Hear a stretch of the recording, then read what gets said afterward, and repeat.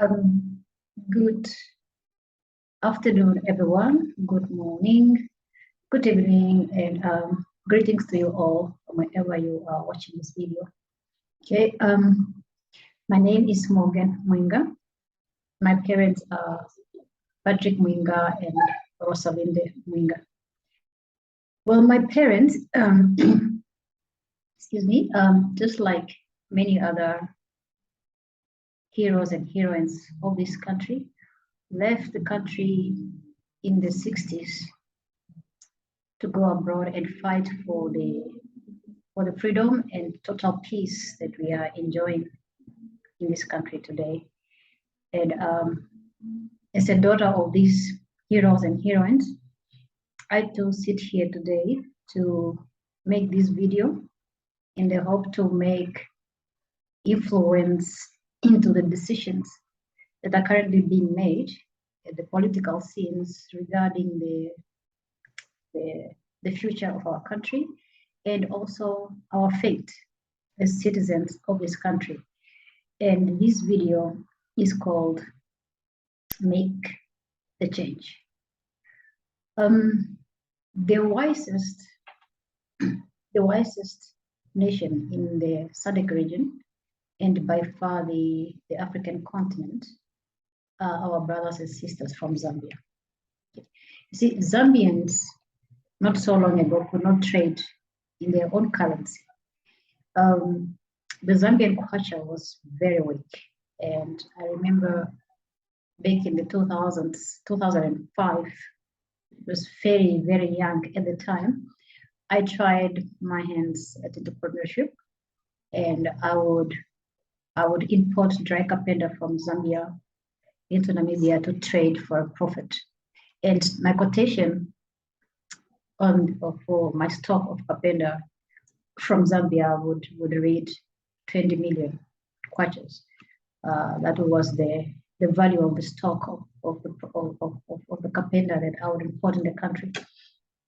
And I remember my friends would laugh, make a joke about it, and they would call me millionaire because I was literally carrying stacks of millions of Zambian kwachas in my bag. I couldn't even fit it in my purse, let alone wallet, because the bundle was this thick.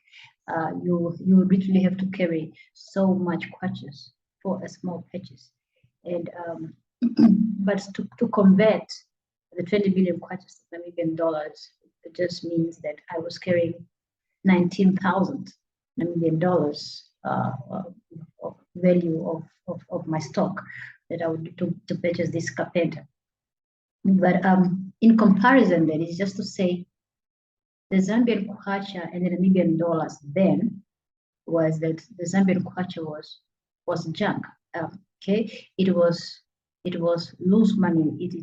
It's money that you would want to immediately get rid of the moment you get hold of, because it was worth nothing.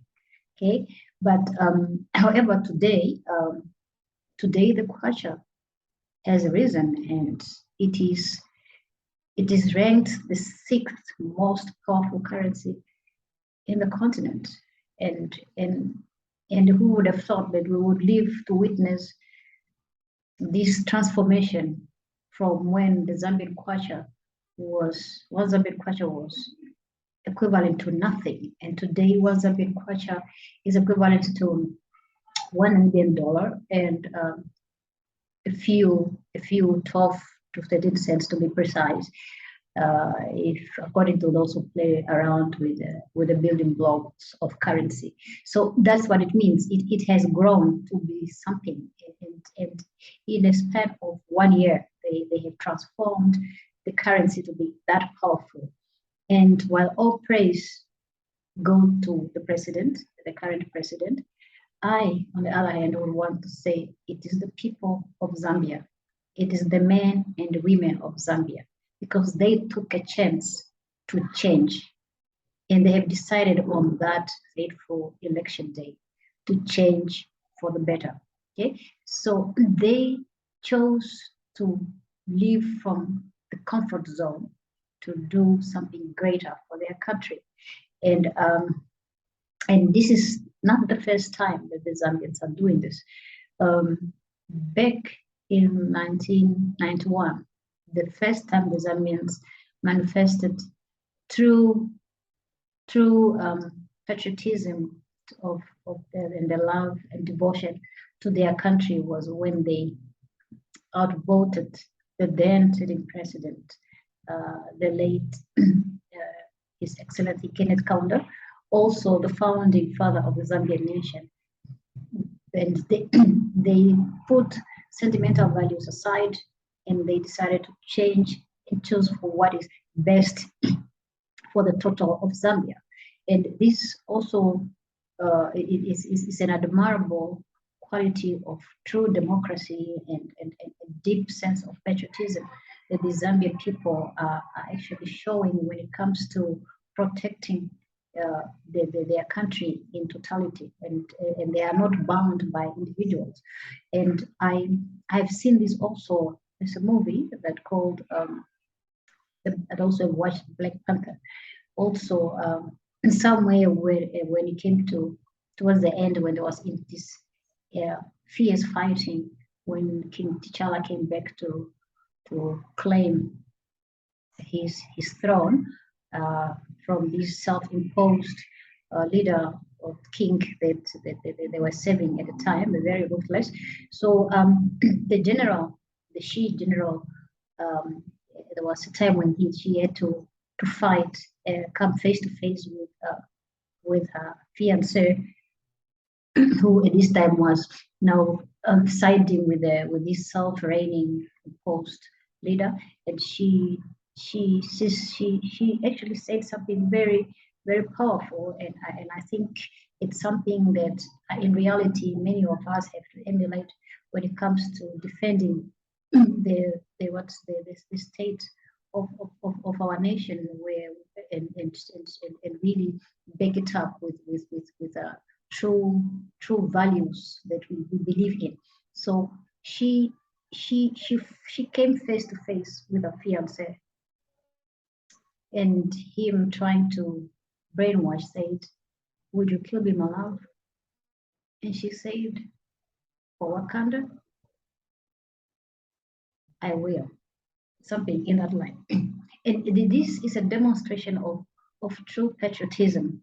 And I'm actually stating this point to send a message to our people who are going to go for the Congress, the SWAPO Congress that is slated for November this year, to say, you too must go there with an open heart and with a devotion and love to your country. Okay? As a statement, you are going there to represent the majority of us. You are just the minority. I think about 600-700 of you are going for Congress. Majority of us are not. That makes you minority, and the rest of us are left behind.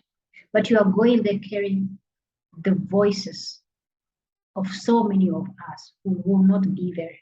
But you are representing us, and we are entrusted that as you go there to vote, you are casting vote based on true statesmanship of what a good leader should be. And we are entrusted that as you do that, you are doing it thinking about your country and not about individuals, not about who is backed by who, not about who is going to give me what I want in return, but you are going to vote. Think about Namibia as a country. You're going to vote for your country. You're going to vote with Namibia and its future in total. Okay. Now, as you do that, we are urging that you please try and do profile. We profile these individuals. Excuse me. That you must profile these individuals as they are. And by profiling them, we are saying you are really going to look at their stronghold as who they have been, because they are not starting these political things today here. They have been, and they've been around, and they're going to be around. And looking back, we are going to profile them to say, if we must vote between these three individuals, who is likely to be the right candidate. And we're saying by right candidate because we're saying the person who hails as the next vice president of the party, by norm, we have seen in our country, is most likely to be also the next state president, because they will be going with the ticket of the party, the SWAPO party, and history has shown that all presidents of SWAPO party eventually become president of the country, and that then symbolizes that this person is not just going to be the vice president, but is most likely to be our next president of the country. And it is only fair that we exercise cautious, and some of us are trying to bring in our contribution to say, when we profile these individuals, and we are not just going to, I think the ball has already been set. A lot of people are already profiling these individuals.